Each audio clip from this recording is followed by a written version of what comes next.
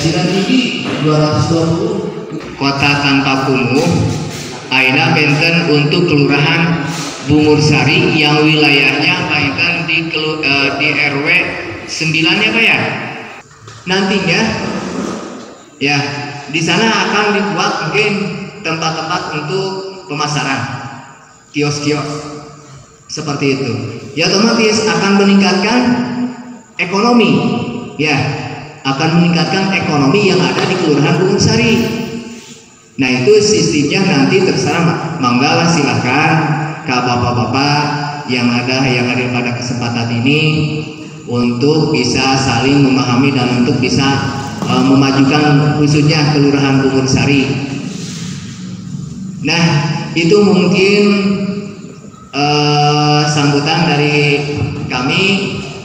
Mudah-mudahan ada manfaatnya, dan kalau seandainya ada kata-kata yang kurang pantas kami mohon maaf. Hatur terima kasih. Assalamualaikum warahmatullahi wabarakatuh. Ya, pada hari ini kita bisa berkumpul yang pertama bersilaturahmi, yang kedua kita melanjutkan agenda kesiapan berkaitan dengan program kota, khususnya kegiatan bantuan pemerintah untuk masyarakat berkaitan dengan program peningkatan penghidupan buat masyarakat yang berbasis komunitas atau infra livelihood. Skema dalam keputusan menteri itu sebetulnya ada dari 34 provinsi itu ada 6 program untuk program Kotaku tahun 2021. Nah, Kota Tasik hanya ditetapkan hanya 2 program saja. Yang pertama adalah padat karya tunai, atau bahasa programnya adalah cash for work gitu ya. Jadi padat karya tunai, kemudian infra livelihood. Ya, padat karya tunainya ada di 9 kelurahan gitu ya, di 5 kecamatan, ada Ciberem, kemudian ada Kawalu, ada Tawang gitu ya, kecamatan Tawang, itu totalnya ada 9. Padat karya tunainya nilainya pagunya 300 juta. Nah satu lagi Kelurahan Bungursari sudah ditetapkan mendapatkan kegiatan infra livelihood atau fisik yang mendukung ekonomi, pagunya 700 Pak. Nah sebelum penganggaran diimplementasikan tentunya ada syarat-syarat dokumen perencanaan dan kesiapan tingkat masyarakat. Nah salah satu kesiapan ini akan kita wujudkan dalam sosialisasi ini yang ada di Bungursari gitu ya. Nah kemudian pendukungnya adalah kios-kios.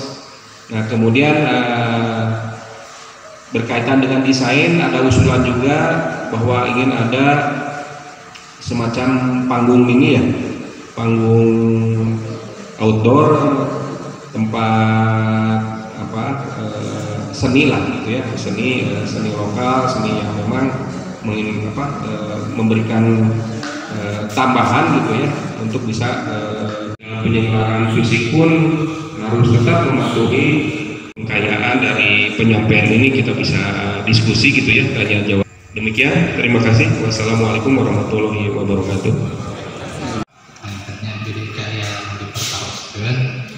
Nah, kalau arahnya saya gitu, kalau satu dunia ini arahnya saya pertemuan. Nah, kalau kita pengen ketua KSM, pengen lagu di RW, nomor setor beas, setor karet, ditahir di peser gede bagilah 80 bata.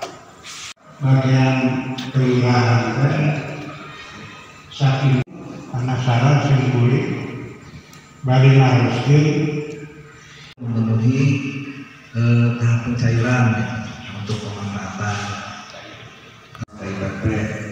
Nanti juga ada di pelatihan PKN bagaimana Pak. Nah yang sudah tidak aktif juga tidak apa-apa, di situ teh ada KSN dan non KSN. Masyarakat terhadap RW atau terhadap RT pun sama Pak.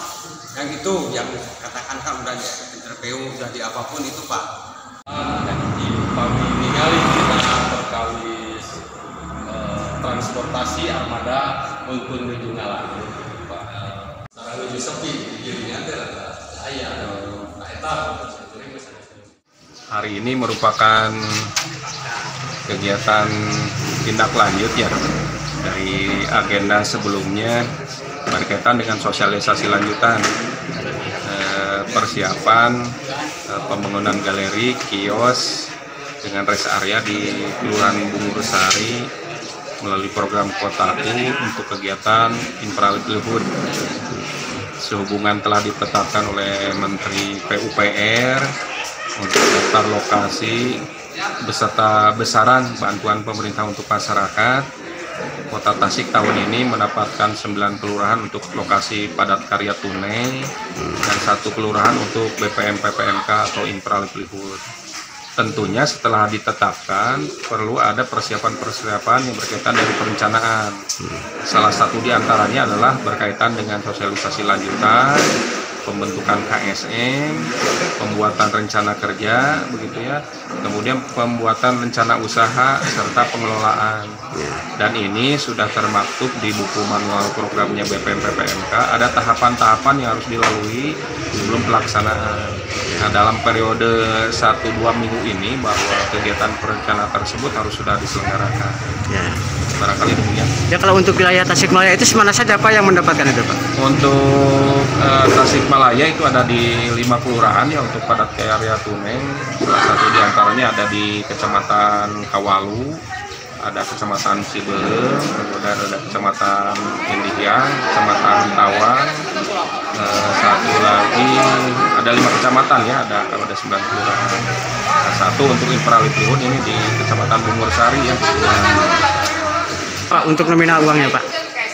Sesuai dengan penetapan daplok dari Menteri PUPR ya nomor 177 tahun 2021 untuk padat karya tunai dari pagunya 300 juta per kelurahan, kemudian untuk infra livelihood itu 700 juta per kelurahan. Ya itu kan Pak tanah carik ya Pak, itu perizinannya gimana Pak?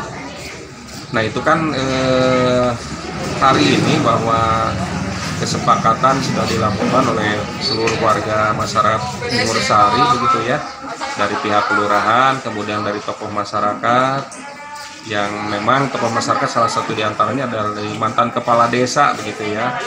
Nah seiring dengan status desa ke kelurahan, asetnya sekarang sudah menjadi inventarisnya kelurahan dan sudah dicatatkan di aset gitu ya. Ya, proses untuk penyelenggaraan atau legal kaitan izin tata ruang dan izin status lahan itu dalam proses ya, dalam proses di tata ruang dan di bidang aset di DBPKAD-nya Kota Tasik. Nah, itu rencananya kapan Pak dilaksanakan Pak? Di awal pekerjaannya gitu Pak? Kalau lihat di timeline-nya pusat untuk kegiatan CFW dengan kegiatan infra livelihood itu idealnya memang di pertengahan Maret ini sudah bisa implementasi begitu ya. Namun demikian kita menunggu juga informasi perkembangan dari pusat gitu ya. Karena biasanya untuk implementasi kegiatan itu biasanya diawali dengan penetapan DIPA gitu ya, kemudian penetapan organisasi satgas provinsinya, kemudian ada surat edaran kementeriannya untuk tata cara pencairan dan pemanfaatan. Jadi kalau target idealnya memang di antara Maret ini sudah bisa diselenggarakan. Yang pertama, saya bersyukur begitu ya, salah satu wilayah di Kota Tasik merupakan dampingan dari tim Korpot Fasilitator Kota Tasik, Bungursari, salah satu yang ditetapkan oleh Menteri PUPR mendapatkan kegiatan infra livelihood ini, dan kemudian ada padat karya tunainya. Harapannya bahwa yang akan diselenggarakan di Bungursari mudah-mudahan sesuai dengan tujuan begitu ya, bahwa galeri kemudian kios-kios yang terbangun rest area ini bisa menumbuh kembangkan begitu ya, bisa memfasilitasi produk-produk olahan masyarakat yang ada di Kelurahan Bungursari sehingga pada ujungnya bisa meningkatkan penghidupan masyarakat di Bungursari. Untuk kegiatan hari ini sementara kita melaksanakan tahap-tahap dalam rangka pelaksanaan BPM PPMK livelihood. Jadi kebetulan Bungursari mendapatkan BPM. Nah, kita sekarang mengadakan sosialisasi kemarin juga udah sosialisasi, tapi terkait dengan penyediaan lahan. Nah, kemudian yang sekarang sosialisasi terkait dengan program. Jadi alhamdulillah Pengurus Sari mendapatkan itu untuk tahun 2021. Jadi kita barusan sosialisasi terkait dengan pembangunan rencana kios-kios UMKM tersebut yang insya Allah berlokasi di Jalan Mangin. Keterkaitan dengan RT RW karena nanti produk-produk dari 9 RW itu akan ditampilkan di sana. Jadi semua produk-produk unggulan yang ada di Pengurus Sari yang ada di 9 RW itu akan ditampilkan di konsepnya rest area mungkin. Jadi PPMK tersebut kita mengambil konsep kebetulan di pinggir jalan, jadi kita mengambil konsepnya itu rest area. Jadi keterkaitannya ya dengan mata pencarian mungkin ya PPMK itu, karena program peningkatan mata pencarian berbasis komunitas, jadi berbasis keluarga. Jadi nanti di sana akan ditampilkan produk-produk unggulan Pengurus Sari. Dengan berapa luas ya Pak? Ya, kisaran luas itu sekitar 2.300 meter persegi kisaran luas itu. Jadi semua nanti akan dibangun, tidak khusus untuk kios, tapi di sana nanti akan dibangun itu jogging tracknya, kemudian showroomnya, kemudian taman bermain gitu kan. Kemudian ada nanti di sana akan dibangun juga tempat tampilan kreasi seni, jadi panggungnya berbentuk outdoor lah. Itu rencananya kapan Pak? Ya mungkin perkiraan kemarin itu mulai Juni. Jadi kita sekarang lagi tahap persyaratan